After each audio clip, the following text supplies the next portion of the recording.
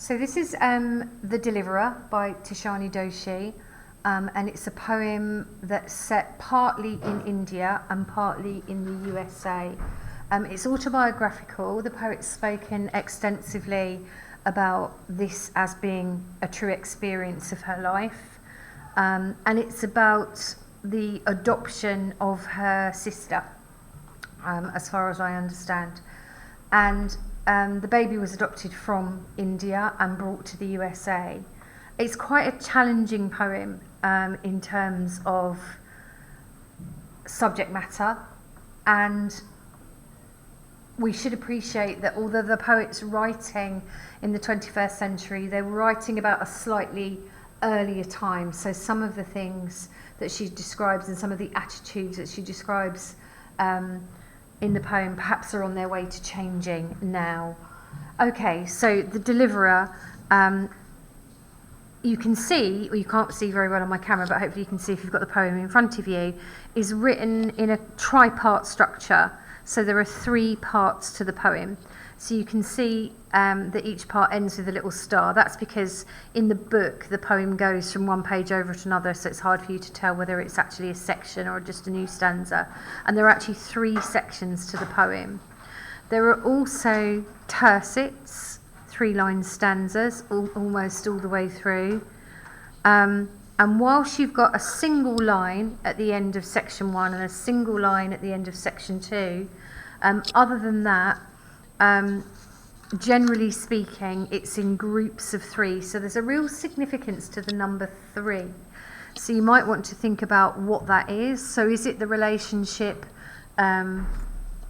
between the girl and her parents and the new baby? Is it a relationship between people and God and the Holy Spirit? You know, there's a lot in Christian culture, although the poem is set in India, the baby comes from a Christian convent, about that sort of group of 3, isn't there? I think probably it's part of the discussion of diasporic identity in the poem. So a diasporic identity is an identity that a person has that's created when they're rooted in more than one culture. So for example, if I were born in the UK and went to school in the UK, as did many of my friends, I would want to dress in a UK way, do leisure activities that were popular in the UK, and I would speak in a way that was familiar in the place where I was living. But if my parents, for example, came from Jamaica and moved here when I was little or just before I was born, I might eat Jamaican food at home, and sometimes I might celebrate Jamaican customs or wear Jamaican style clothing. I might speak in language that's more common in Jamaica. If my parents came from another country, I might even speak an entirely different language at home. And therefore I've got 2 identities that I inhabit, and I form this kind of 3rd separate identity because of that, a diasporic identity. And diaspora is the word for the way that people travel from one place to another. If we talk about the diaspora of people, we mean people who've travelled from Africa, for example, or from places like Jamaica. And a diasporic identity is both a privilege, because you get to experience both cultures and sometimes 2 languages, but also can be quite stressful. And I think here perhaps this obsession with 3 is thinking about that 3rd diasporic identity and how that's formed quite a lot of the narrator's experience. So let's have a look at the poem a little bit more closely. And we've got this subtitle at the beginning of the first section, which is quite unusual, and it's italicised to suggest that it's not actually part of the poem. I find it really interesting when poets do that. They need to give us this meta-narrative. And our meta-narrative is part of the information you need to understand the literary text. It's something that runs alongside, in parallel, meta to the actual narrative of the poem, but it's not part of the poem. Rather like the poem that happens at the beginning of Streetcar, it's not part of the play, but it's part of the meta-narrative, it's part of the whole text of the poem. So the location of the poet starting in India in a convent is really, really significant. You can already start to see elements there of diasporic identity, because they're not at a Hindu temple in India, they're at a Christian convent, which has a colonial impact, doesn't it? It shows and reminds the reader that when countries like India were colonised, the colonising powers, in this case Great Britain, forced their religion on that country. So you've got this sense of kind of fracture and diasporic identity and colonialism. And then the actual poem begins. The sister here is telling my mother how she came to collect children because they were crippled or dark or girls. And then we've got an end stop. Now, it's a really interesting mode of address, isn't it? Oh, can't write today, sorry. Mode of address. The way in which the narrative voice is talking, because it's like she's talking to us, but it's like we're in the room with her. And if I were evaluating that poem, I'd probably comment on how immediate that mode of address is, how emotive. Because when she says, the sister here, it's almost like she's pointing to her. It's ambiguous, of course, because she could mean the sister here at the convent, but I get a real sense of, look at this woman. And by sister, of course, she means holy sister, a nun. But the word sister is really carefully chosen. She doesn't say nun, she says sister. This poem is about women, and it's about women's experience. You've got a female poet talking about her mother, and you've got a female poet talking about how the baby came from a convent and was given to them by nuns. The sister here is telling my mother how she came to collect children. And that's a really interesting structure to that sentence. She didn't say where she found or where she collected children from, how she came to. And if you come to do something, and we'll call that a modifier, because it's explaining how she collected them. If you come to do something, it's almost like it sort of happened gradually or even happened by accident. So there's a suggestion that she finds these babies by accident. What happens to these girls is fate or luck, bad luck often. And these children are singled out because they've got a disability, or because they're very dark-skinned, or because they're girls. And notice how, being a girl, being 51% of the global population, I think it's 52 now actually, being over half the human race is enough to consign you to the bin, in this poem. As is having a disability, as is being dark-skinned. So it's really, really hard-hitting. These babies are rejected because of these awful prejudices. And the simple polysyndetic listing, so she's used that conjunction or,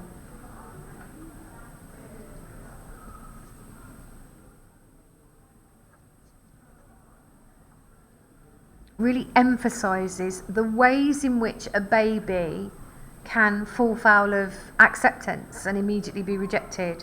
So it's a bit like a menu, isn't it? Would you like baked potato or fries or mash with your meal? Is your baby crippled or dark or female? Tough luck, we're going to throw it away. And that polysyndetic listing really shows how trivial the reasons are that the babies are rejected.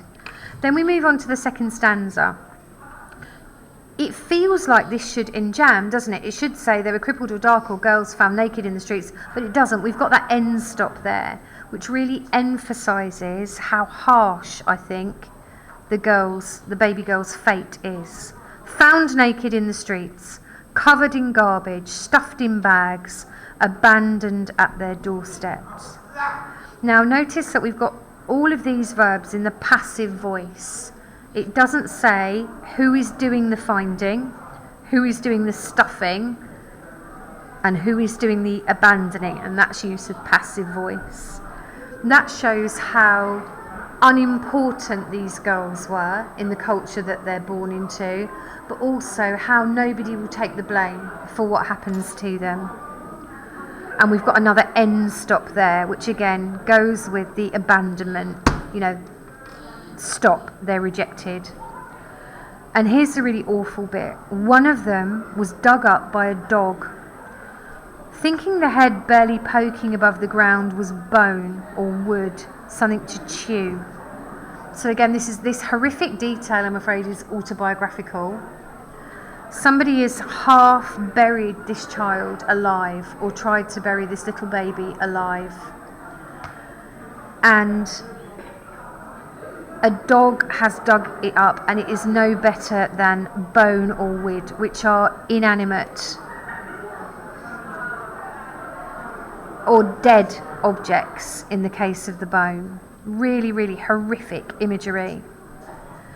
Notice that it's literal as well. It's not that the baby looked like a bone, it's the baby was wood or a bone to this dog. And there are some references here to Indian culture and the infanticide of baby girls, which unfortunately at the time of writing was happening quite extensively.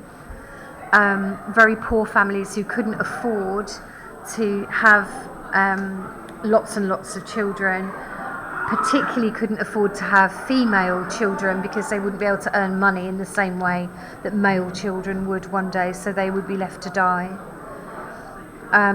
And it also references the idea of the dog, which are not considered clean animals in India. So even the dog kind of rejected the baby or just thought it was something to chew on. So the baby is the lowest of the low, beneath even a dog. And then we've got this isolated line, "This is the one my mother will bring." And notice that the poet calls the baby one of them, and this is the one. And I think that's really clever, that device. First of all, it kind of anonymizes the baby, and it doesn't give the baby an identity. So is there a little bit of resistance there to the new baby coming into the family?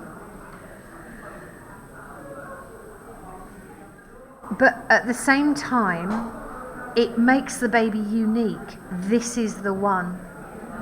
Almost like the baby is special or a saviour or something in some way. So there's a really clever double meaning there to the idea of the baby being described as one and singular. Then we move on to the second section, and we get another part of the meta-narrative there to describe that they are at Milwaukee Airport in the USA.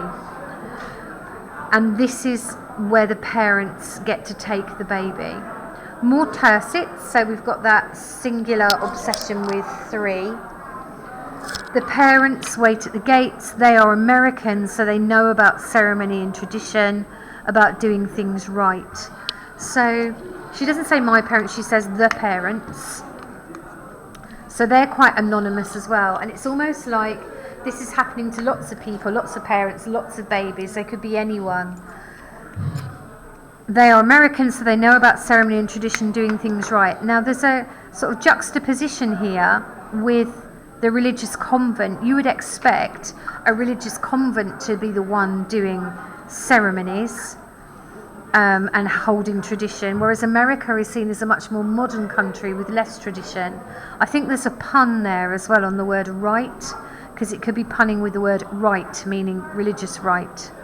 So they're taking this baby out of a religious situation into a secular situation, but they are the ones doing the rites. They haven't seen or touched her yet, so now the baby has gained a little bit more identity because she's become female rather than the one. Don't know of her fetish for plucking hair off hands or how her mother tried to bury her.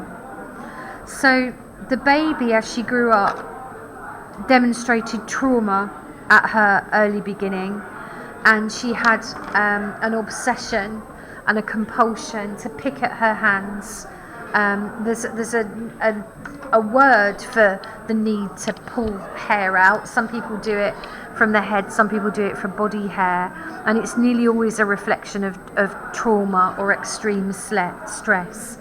So she's very careful, the poet, not to make this into a kind of fairy tale where everything's fine now because the baby's been adopted by a nice American couple. She uses that phrasing there to show that the baby will suffer trauma. And again, we've got that end stop there, but they are crying. And I like this use here of this discourse marker, but there's contrast. And it's interesting, isn't it? Because the but suggests there's a contrast with the horrible things that the baby has happened. They're crying with happiness. And then we've got another italicized bit. That bit is italicized again because it's part of the meta-narrative. It's part of another story that the poet must have been told about this baby being brought home. So there's a sort of shift here in time. We couldn't stop crying, my mother said, feeling the strangeness of her empty arms. So as soon as she saw the baby, the mum realised that this is the baby she's been waiting for all along. Then we move on to the third section, and we can tell it's moving on to another section because of the little star. This girl, and again, a little bit more identity there, and that echoes the sister here, doesn't it? It's almost as if the poet's saying, look at this girl sharing this experience with us. So it's very vivid, very immediate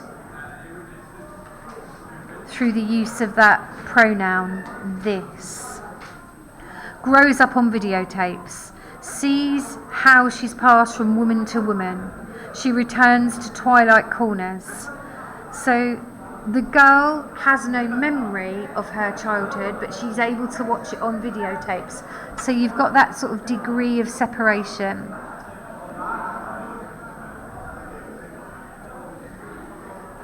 And I would argue that again is quite literal.